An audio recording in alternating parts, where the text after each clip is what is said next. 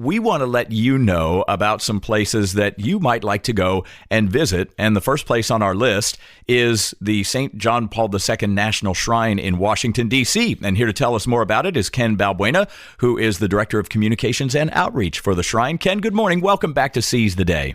Good morning, Gus. It's great to be back on the show. Thank you. Always good to have you here. So before we get going on the Shrine, tell us a little bit about how things are going for Ken and his family during this age of coronavirus.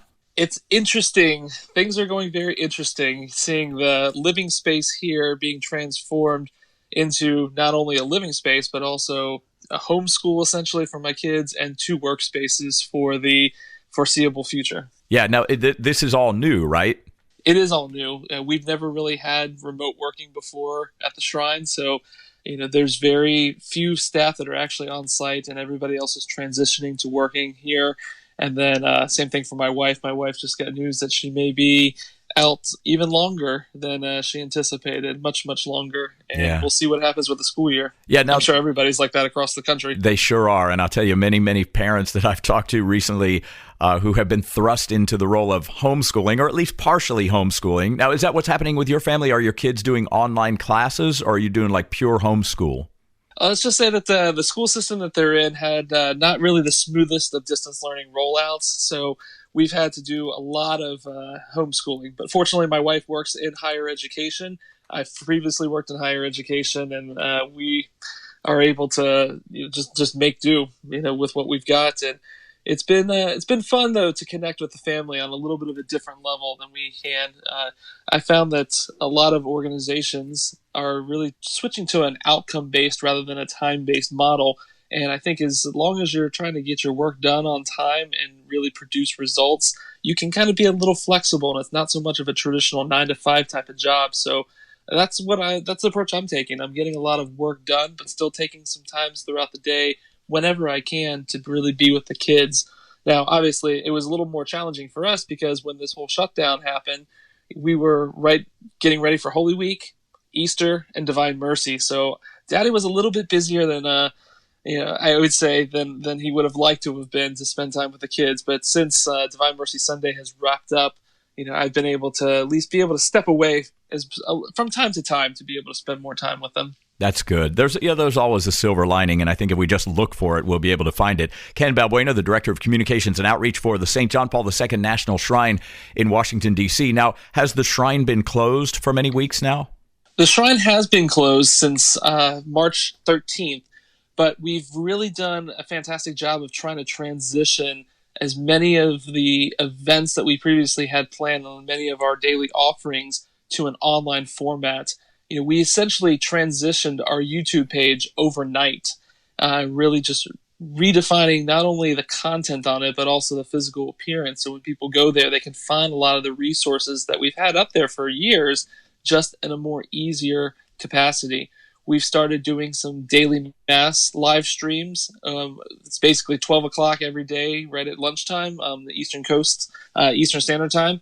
But then we've also done our 2 p.m., 11 a.m., 2 p.m., and 7 p.m. masses on Sunday, as well as prayer at the Hour of Mercy at 3 o'clock, where we play the Divine Mercy Chaplet led by the Sisters of Our Lady of Mercy, the same order as St. Faustina. So we really have tried to replicate our regular on-site presence just in a digital format. We've taken some of our regular lecture series and brought them online. We've also developed a lot of different webinars, including the webinar we just had this past weekend, where we celebrated the 36th anniversary of President Reagan and St. John Paul II meeting in the United States for the first time, where they met on the tarmac in Fairbanks, Alaska. Random place to meet for them, but that was the first time they met in the United States. They had met about 2 years earlier over at the Vatican, but first time in the United States, they met on the tarmac, Fairbanks, Alaska, as they were crossing paths. And that, of course, was that webinar was part of our 100th anniversary series, where we're celebrating the centennial of St. John Paul II's birth coming up on May 18th. Yeah, and that relationship between the president and the Pope has been well chronicled and just absolutely fantastic stuff. Ken Balbuena, who's with the St. John Paul II National Shrine in Washington, D.C. Now, when the shrine does reopen, tell our friends where they can find the shrine. We can find us over right across the street from Catholic University. So most people know about the Basilica of the National Shrine of the Immaculate Conception. That's our great neighbors down the road, just half a mile. So we're half a mile from there, and you can go online to our website, jp2shrine.org. So jp2shrine.org. But we also have a lot of updates that we post on our social media pages. So you can find us at jp2shrine.org on Facebook as well as Twitter. And then sign up for our mailing list. We send lots of different updates on our email blast through Constant Contact. And you can learn about the things that we have that are going to be happening in person whenever we reopen. But in the meantime, you can learn about all of our virtual events, including our webinar series that's focused on the Gospel of Life, since we're celebrating the 25th anniversary of Evangelium Vitae, St. John Paul II's writing. And like I mentioned, it's the 100th anniversary of JP2's birth coming up. So we're very fortunate that we're going to have George Weigel on May 18th. That's going to be one of our webinar guests. All right, tell us about the genesis and the purpose of the St. John Paul II National Shrine. Well, St. John Paul II National Shrine is a major pastoral program of the Knights of Columbus. They purchased an existing facility in 2011 and spent about the better part of 5 years transforming that former place into what it is today. We are dedicated to preserving the legacy of St. John Paul II. We have essentially two main spaces. We have the entry level, which we use as a liturgical space. So we have a Redemptor Hominis church as well as our Luminous Mysteries chapel. So those two sacred spaces take their inspiration from two important writings of St. John Paul II. And they not only serve as a liturgical space, but there are beautiful floor-to-ceiling mosaics that were done by Father Marco Rupnik, who's world-renowned for doing his mosaics and was a personal friend of St. John Paul II. And he tells the story of St. John Paul II's teachings through mosaic artwork. And we do offer public tours daily at 1 p.m. when we're normally open to the public. Down on our lower level, we also have a 16,000 square foot permanent exhibit that have hundreds, if not thousands, of different artifacts of St. John Paul II on display there. And it's done by the same companies that did a lot of the Smithsonian museums. We also have a introductory video that was done by the same person who did a lot of introductory videos for like the U.S. Capitol Orientation Center, as well as or Visitor Center, I should say, is used, as well as the White House Historical Society and even the Hall of Presidents down in Disney World and close to your area there, Gus. Yeah. So, Ken Balbuena, the Director of Communications and Outreach, St. John Paul II National Shrine in D.C., with us this morning. Thanks for tuning in. You're on Seize the Day on the Catholic Channel on SiriusXM 129. Well, you actually have a pretty interesting story about how you started to work for the shrine. Would you tell us that, Ken? I'd love to. So I was I'd been working in higher education for about 7.5 years. And my final year working in higher ed, I was on a 1-year contract and was looking for a new position as that contract was coming to an end. And, I was a finalist for a transportation advocacy group up in the Washington, D.C. area. And I'm working on wrapping up a master's of public administration. So God willing, I'll be complete with that program in another 2 semesters. And, my future, I have a lot of political aspirations. So I'm like, transportation advocacy group. This is kind of down the road to where I want my future to be. But just for the heck of it, let me look at the Knights of Columbus website. Besides, insurance agents, I'm curious what other kind of positions they have. I mean, they're all going to be up in New Haven, Connecticut anyways, and I have no intentions of moving up to New Haven, Connecticut. But I was very surprised when I went on their website and I saw that there was a position in Washington, D.C. I was like, let me take a look at this. So I look at the position and I'm like, okay, I meet all of the qualifications for this particular position. Now, it required, I would say, 4 main skill sets. And I think that they would have been happy hiring somebody that had 3 out of the 4, which included, religious experience, leadership abilities, and also, the tourism was kind of like one of the weird qualifications that didn't seem to really fit with the rest of them, including marketing. And I'm like, okay, well, I've got leadership, I've got Catholic experience, I've got marketing experience, but I also have formal training and undergraduate certificate in tour guiding, and I've served as a licensed DC tour guide of Washington DC, and been part of the Guild of Professional Tour Guides of Washington DC as well for almost a decade. So I'm Nice. like, okay, well, let me apply for this position. So I ended up applying for it, and I got it.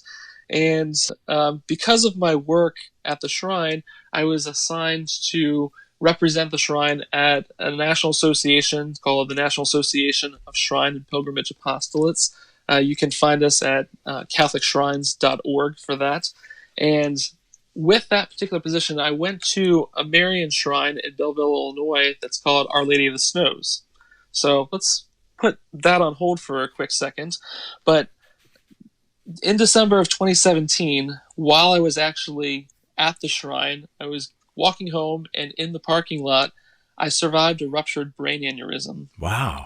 I was, in the hospital for, only 10 days, which, if you know the statistics on ruptured brain aneurysms, about 48 to 50%, realistically, about 50% of the people die within 2 days. Wow. So you either live or you die, essentially. Hey, let me ask, if I may, Ken, not being all that familiar with that particular condition, what happens when you have a brain? Did you just pass out, or did you begin stumbling? How did you know what happened?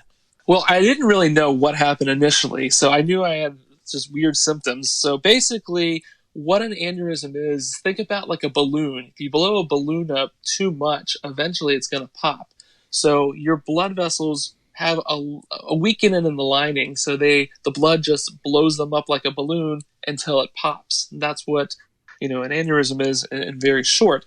So for me, I felt this pain just shooting across my head from my left side of my head to the right side. Think about when you're peeling a sticker very slowly. It just slowly comes off of its backing. That's what it felt like. And then my neck stiffened up on both sides, and I couldn't turn my head to the side at all. My ears clogged up, just like when you come off of a plane, but more intense and in both ears. I felt some nausea kick in, but I couldn't throw up.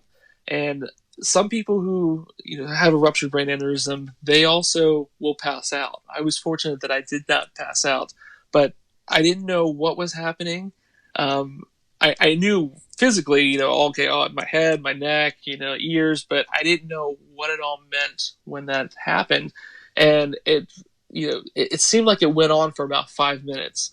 But when you watch the security footage, which I actually was able to obtain, so not many people can say that they've seen themselves suffer, with getting a brain aneurysm ruptured. But I was able to review it on our security footage. It really is only about like 30 seconds, but it felt like 5 minutes. Wow. And I just prayed really hard to Father McGivney, the founder of the Knights of Columbus, because he founded the Knights of Columbus for people who were just like my situation, young working professionals who had a wife and family at home and, would have died at a young age. So I just sort of bargained with him a little bit. I was like, please just get me home safely, and I will do what I can to, promote your cause and, get people to know about you. And I've tried to do that, ever since. But, I think I really do strongly believe that he was with me at my side to help me to be able to get home. I was supposed to be on daddy duty that night while my wife was at a Girl Scout leaders meeting. So I needed to get home. And I ended up just sleeping it off that night. And then the next morning, I, just still had this pain, finally ended up going to a doctor, and then had surgery the following day. So it was almost 48 hours since the initial time that happened before I finally got surgery. And again, about half the people die within, 48 hours. But when I went into the hospital, I kind of had a realization after the fact that St. John Paul II helped me to survive from getting to the hospital, or for that overnight, and then eventually getting the surgery, because the second miracle attributed to his canonization was actually curing a Costa Rican woman of an inoperable brain aneurysm. So Fast forward a little bit, when I finally get my surgery, I have my rosary in between my legs during the surgery itself. I knew that I wanted Mary at my side. I knew that she would be at my side. The surgery was supposed to be about 4 hours. It ended up being only 2 hours. And in that 2 hour window, Gus, I kid you not, it unexpectedly snowed outside. So not only did I have Mary at my side, let's go back to, I went to that Shrine Leadership Convention, and it was at the Marian Shrine, Our Lady of the Snows. Yeah. So many weird connections here, huh? Oh, absolutely. It gets even better. It gets even better, Gus. So after, I have this story, I'm telling, I get back to work, I tell one of the sisters of Our Lady of Mercy about my 3 special intercessors, about Father McGivney, St. John Paul II, and about Mary under the title of Our Lady of the Snows. And she's kind of looks at me curious, and she's like, why specifically Our Lady of the Snows? And she tells me about that, or I tell her about that, and she tells me, well, I don't know if you're aware of this. Most people know about St. Faustina being one of our spiritual patrons, but we also, have a special patronage with Mary under the title of Our Lady of the Snows. Well, the Sisters of Our Lady of Mercy, obviously, like I said, have a connection with St. Faustina. The second miracle attributed to St. Faustina's intercession, which led to her canonization, took place at a parish in Baltimore, Maryland called our Holy Rosary Catholic Church. That's where my wife and I got married in 2003. That's amazing. Isn't it funny how we look back and see the hand of God at work in what would seem to be random coincidences, right? But no such thing in your case. Not at all. I mean, it all shows that it's part of God's beautiful design, and we don't understand it until he decides to reveal it to us, which reminds us that we are not living, for ourselves. We are living for God, and we're living within his, timeless time frame. So with all of these things happening, did you kind of immediately make all of these connections, or was it not until later that you figured all these things out? So say when you're recovering from a ruptured brain aneurysm, you have a lot of time to reflect on things. So I definitely started piecing all the parts of the puzzle together over time, and it's just a beautiful thing, beautiful work of art that God did in my life. And I always try to, share my story as much as I can with as many people as I can, just to show that there are no, there are no random things. Everything is done for an intent in God's eyes. Now, there might be different ways to get there on the journey, but he still has this plan for us. Now, it doesn't make me a perfect person. He knows I'm definitely not a perfect person, and I still struggle with a lot of different things, including being nice all the time to different people. But it has given me a new appreciation for life, and has also helped me to reassess some of my priorities. Now, my wife may not always agree with me that I'm reassessing my priorities. Yeah. But I do make an effort to do so. Yeah, that's great. And, oftentimes I find that when we are faced with our own mortality, and, Ken, I think that's one of the things that a lot of folks are going through right now. Maybe they don't have COVID-19, but I think a lot of us are thinking about this idea of what if. And I'm really hoping that in this age of coronavirus, maybe more folks will kind of take a look back and take stock, and perhaps, like you, come up with a greater appreciation and a greater sense of mission and purpose. Ken Balbuena is the Director of Communications and Outreach for the St. John Paul II National Shrine in Washington, D.C. Again, you can find them at JP2, and it's the number 2, not II, right? The number 2, jp2shrine.org. Well, Ken, it's been a privilege and a pleasure getting to know you a little bit better this morning. So thank you again for what you do. And when the time does come, when people can actually go and visit the shrine, tell us about your hours that you're open and other things that folks might want to know.